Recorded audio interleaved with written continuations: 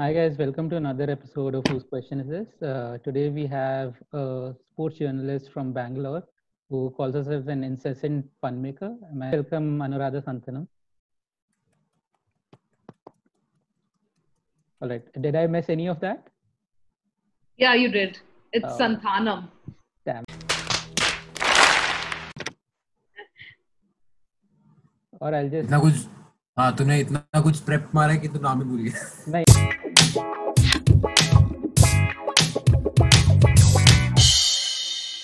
All right, let's Okay. go for it. Yeah. So Anuradha, so we'd like to know some early stuff, quizzing stuff about you, as in the first quizzes that you went to in school and things like that. Was that like kind of like a Simon and Garfunkel reference? Like we'd like to know a little bit about you for our file. Please don't share my Oh. data with people. I've been quizzing since I can remember, man. For me, I was really, really lucky. I mean, I say it's lucky, but I grew up in a house where my mom has loved quizzing since much before I was born. My mom used to be a school and college quizzer, and in fact, I actually have a photo of her, one of her corporate quiz wins on my table right now. But even when I was a kid, right, she and I would watch a lot of TV quiz shows, all of that. And when I was about 8 or 9, until the time that this particular quiz ran, it was this brand equity quiz that would run for college kids and corporates, and that would be held in Pune, which is my hometown. And my mom and I would promptly go. It was our little mother and daughter time. I mean, we had a lot of other mother and daughter time, but this was our thing. We would go for 3-4 hours, sit, watch these corporate quizzes. I would actually feel so proud. You know, as this 8-year-old answering all of this. It was great. Alongside that, I was also quizzing all through school. It was pretty much quiz and my music were literally pretty much all that I was known for in school. I was either that or like a just school nerd. Uh, so I've been quizzing since what? I think I was 6 or something. Uh, by about fifth or sixth grade, I had gone to BQC a couple of times. My teammate and I did the state. We won stuff at the state level for BQC and then the discovery quiz in the same year. And then the next year, BQC had this sort of, quizzer achiever kids, ye bhi aa jao. That was the big quizzing bit that I had. After that, I quizzed off and on in college, but I sort of sadly missed out as I was growing older. And then since I moved to Bangalore, I sort of managed to get back into the whole quizzing circuit again. It started with pub quizzes, and then I slowly made my way into, doing that whole every Sunday wala trek. Is it pop culture? Can I go? Should I go? Uh, been a long journey, and for a while in the middle it was off and on, but it's been a long journey. It's been what, 25 years of quizzing now. My mom literally has all of my quizzing trophies and certificates, I say, in a nice wad, in a little box, in a safe, going all like reminding me, yellow beta, this is what you have to. I try and measure up to. Okay, she doesn't do that, but my mom and I will still get on from time to time on, video calls, FaceTime, just to do quizzes. So it's pretty great. It's something that I shared with my mom as a kid, and I do for myself now, but I still share with her from time to time. Mom, if you ever watch this, uh, you made me do this. So if I'm insufferable right now, it's because of you. Also, mom, like, share, and subscribe. Yeah. My mom really is really good with social media, so do it. All right, Anuradha. So from your Twitter bio, we have found out that you're also a crucible herbalist. So does having two such demanding hobbies make it difficult to manage time between them? Also, do these hobbies help each other in some form? I sometimes, because people will set clues that are very pop culture relevant, and you'll be like, yeah, I know this. But I don't. My idea of pursuing crossword hobbies is I have 8 or 9 crossword books sitting right on my bookshelf right now, right next to me. And I have a couple of groups that I'm on that really like solving and setting cryptic clues. So Hey Sridhar, if you're watching this, that one's for you. He's one of my friends. He's an insane hand at setting cryptic crosswords. And there will be clues coming in from, say, 5 a.m. India until, whatever godforsaken hour of the night. It's a really fun hobby because on that group, everyone insists on you annotating your clues. So you can't just solve and, piss off. You have to tell everyone exactly how you came at this specific combination of words. So if you don't know the answer, you learn a little something. I wouldn't say it's a demanding hobby just because I think it's really, really fun. I always used to be the kind that would do the quick crossword first. Again, this is probably for my mom. My mom is the kind of person that will pick up the ET cryptic crossword at 6:30 in the morning with her coffee, finish it in 15 minutes, and be like, "Oh shit, that took me too long." So, I mean, that's kind of where it started. But I'm not on that level yet. I'm somewhere there, but not there yet. It's a very fun hobby. I don't know if it's just in sort of vocabulary building, if that's something of a goal for you. It's just it's really a fun way to figure out anagrams, puns, all of that, which brings me to puns. I will make puns any day of the week. Like any day that has a Y in it, I will make a pun. And just figuring out wordplay from there, right? Either you can say, if you like making puns, you'll be decent at crosswords. If you like crosswords, you'll be decent at puns.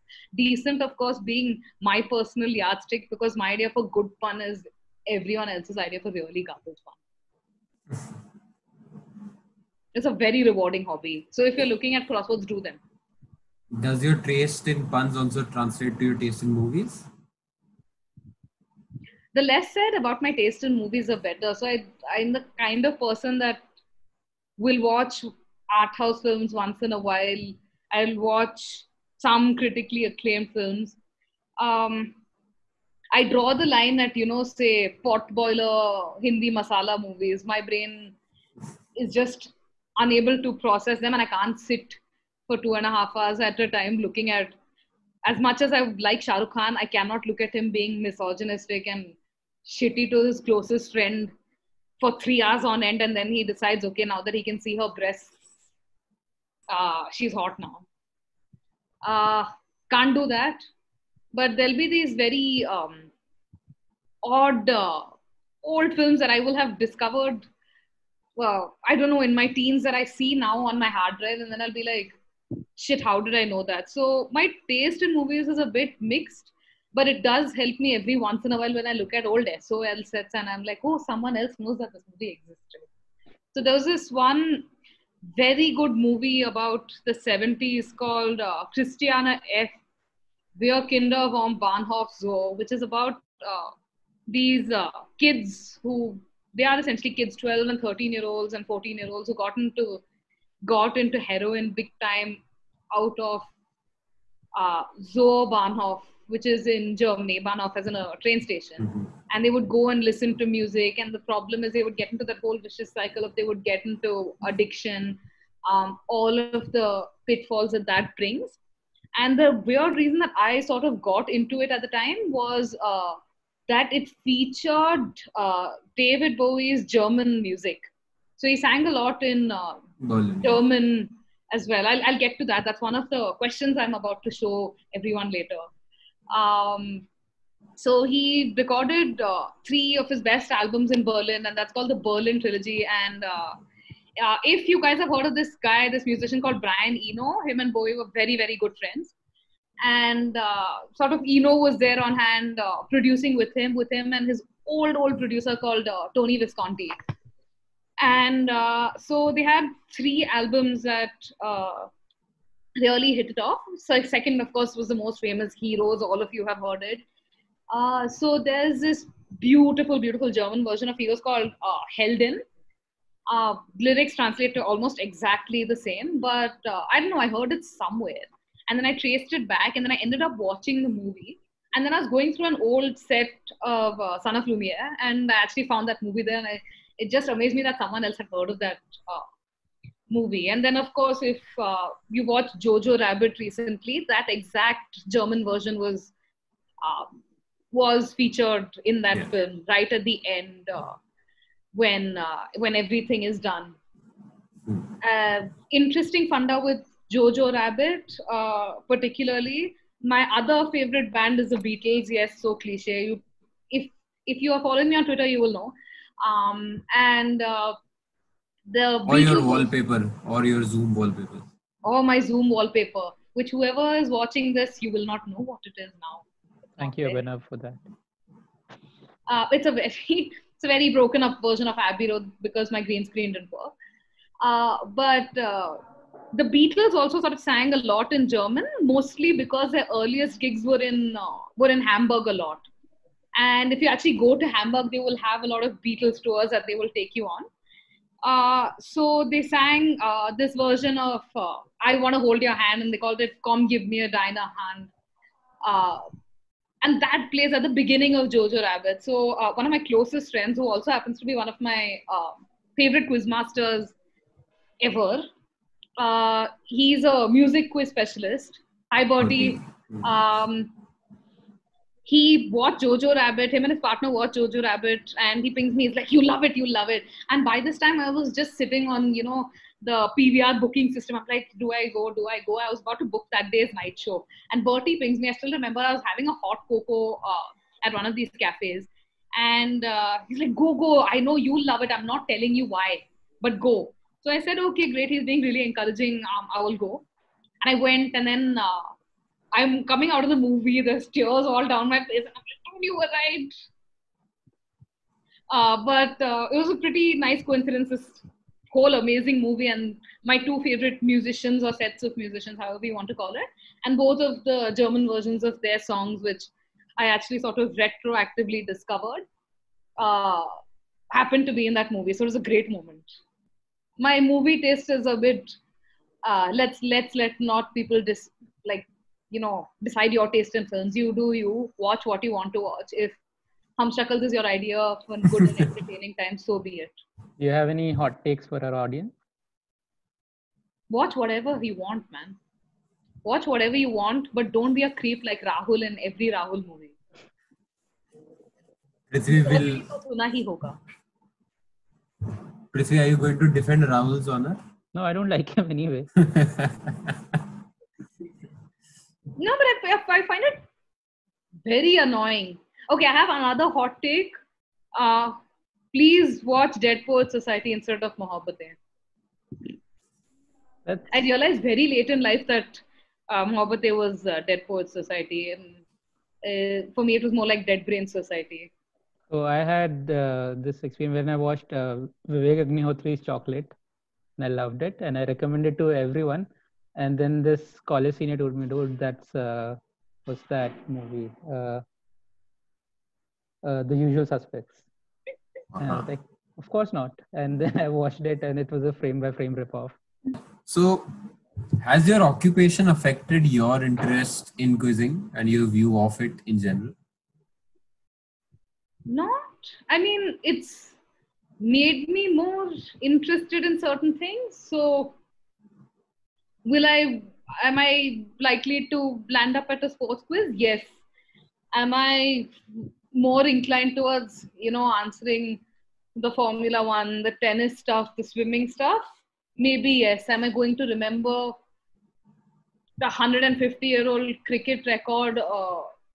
Maybe that's not the more enjoyable part for me. Of course, it is for a lot of people. But, it's made sports quizzes enjoyable. And I think a lot of the newer QMs are making questions rather interesting. So it's not maybe some of the very old quizzes or even some old shows where you'll be presented some stats and just say yes.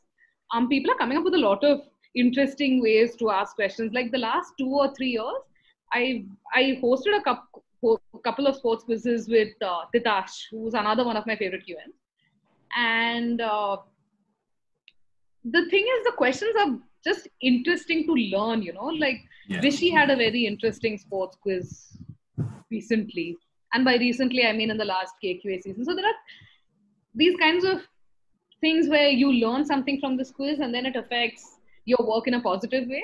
Because there'll be these times where I'll read these really interesting questions about some Olympics from 80 years ago.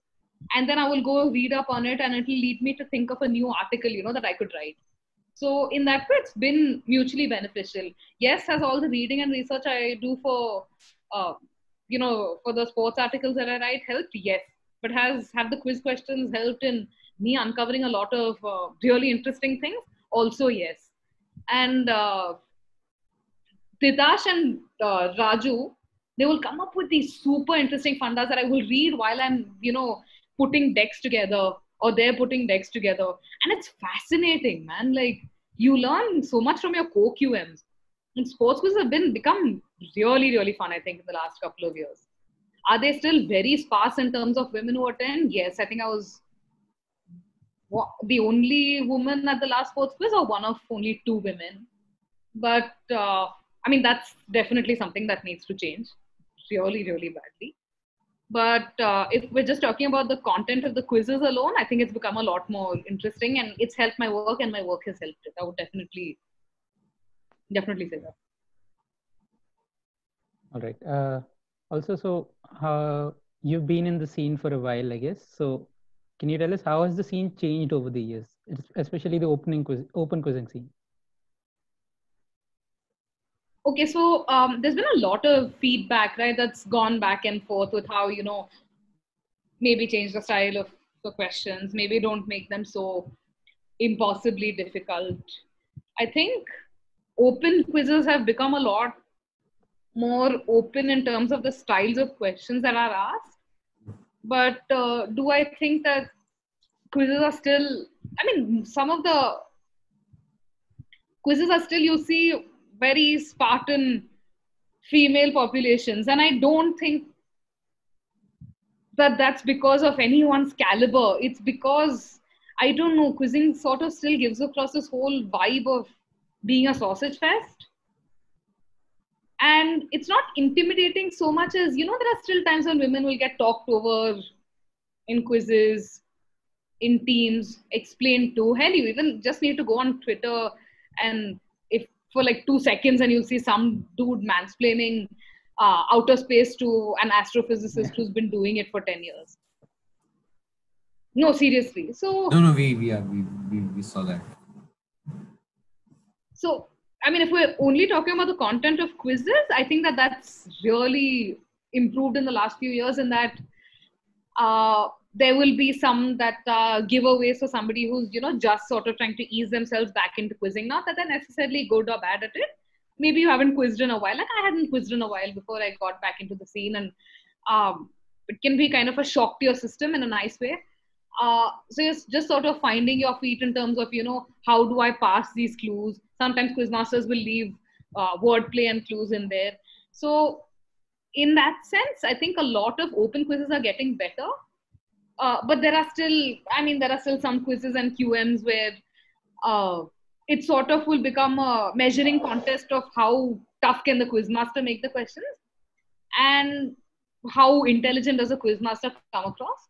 Whereas it should be more across how approachable can the quiz be, and right. The more people who can enjoy it. It's meant to be, at the end of the day, it's competitive. I would be lying if I said I also did not enjoy the competitive aspect of it. I'm an insanely horribly competitive human being. How well that translates is is another story. But it's competitive, but it's also meant to be enjoyable. It's not meant to be,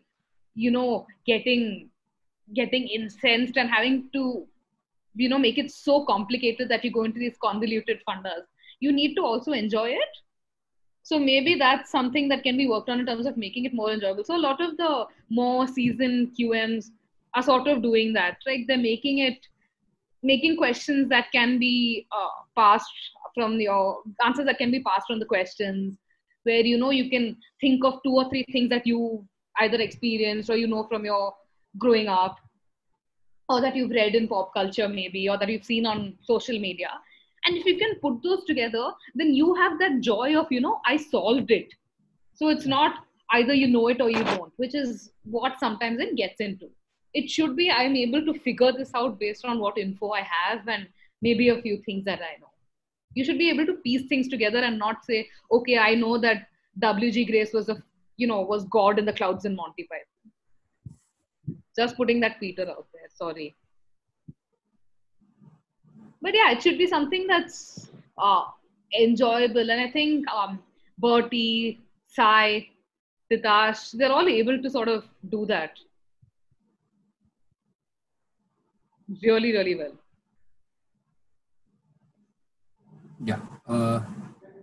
So one of the most interesting aspects for me personally is when I'm able to convert a non-quizzer to a quizzer. So all through my college life, I've tried to have a few people come with me to at least one quiz. I've asked them to come to at least one quiz and at least try to uh, take in for the first time, at least understand what quizzing is all about.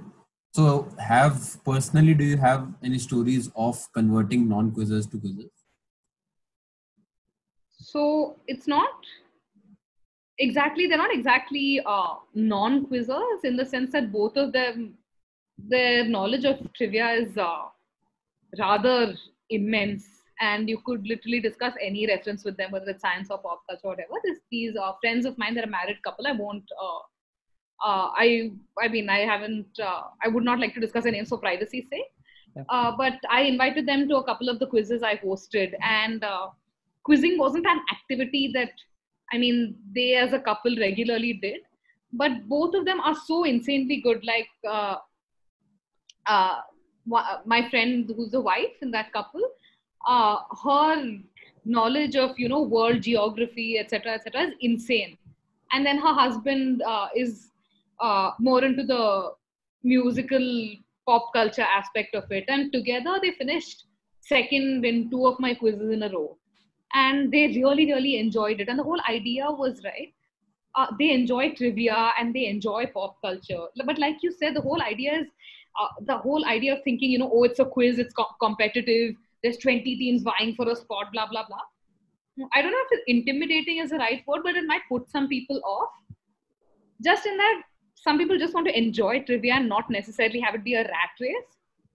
And in that sense, they told me that they really just enjoyed themselves, And I wouldn't say it's converted them because they both enjoy trivia to begin with. But that was just great to hear, that they had a fun time just sort of quizzing, not necessarily just with the goal of a prize in mind or with glory, whatever your definition of glory is in mind, just to have fun. So yeah, definitely have that story. And both of them are immensely intelligent. Both of them enjoy trivia, but they hadn't regularly done quizzes in the city, and they just had fun, and that's the most important thing, right? Yeah. So Anuradha, you've appeared on this really popular YouTube show called India Wants to Know. So how was the experience of shooting the show, and any stories from behind the scenes? Stories from behind the scenes. Sai, I'm looking at you. Did I shit talk you or did you shit talk me? Okay, no, that didn't happen. Sai is really sweet. We were plied with lots of good food. I remember one time, one of my teammates on India Wants to Know, Shreya, she was also a friend. She made these amazing chicken sandwiches, and I think I spent 20 minutes before the shooting just drinking a bit of and a bit, I mean a lot of Coke Zero, guilty pleasure, no hail corporate, and just downing sandwich after sandwich. We had a lot of snacks around there, and a bunch of us were actually. So this is where we shot. This is really nice Darshini right across the place, and there was a bakery next to it. So story from shooting, we would land up half an hour before time just to go eat there. And then of course you'd have half an hour while the camera crew was setting up. We had energy drinks served in India Wants to Know mugs all around the place. We all made some terrible jokes. Oh, and if you ever watch the episode, we didn't have buzzers. We had rickshaw wala bhopu. Yeah. We had squeaky toys. All of which, funnily enough, are sounds I really hate. And all it was missing was like those trucks that play movie ka songs. They'll play like a single bar of a movie ka song. Right there. All that was missing was that. Or the Airtel jingle, which also some of them do. Yeah, Dhoom tune. Oh man. Oh, I don't miss those. You remember the car reversing music that Oh yeah. had? Beethoven's Fifth Symphony. I don't miss that. Wait, which car produced Beethoven's Fifth Symphony on reversing? Multiple. I have heard or seen or heard or whatever. So many of them having Beethoven's fifth and ninth. Basically, which fifth or ninth? That's pure release.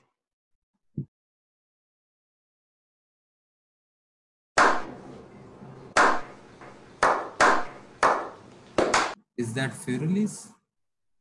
Okay. Okay, then Fear Release every time. As in multiple times. 10, Don't worry, 15 we'll times. edit this embarrassing moment. Don't worry. No, actually I am very bad with classical music. I play classical music, so if it would have been more embarrassing, believe me, if I didn't know. No, but the worst part was all of these guys will have the most annoying reversing music, right? It will take the most time to reverse. Like, bhaiya, 10 meter ka road hai, please.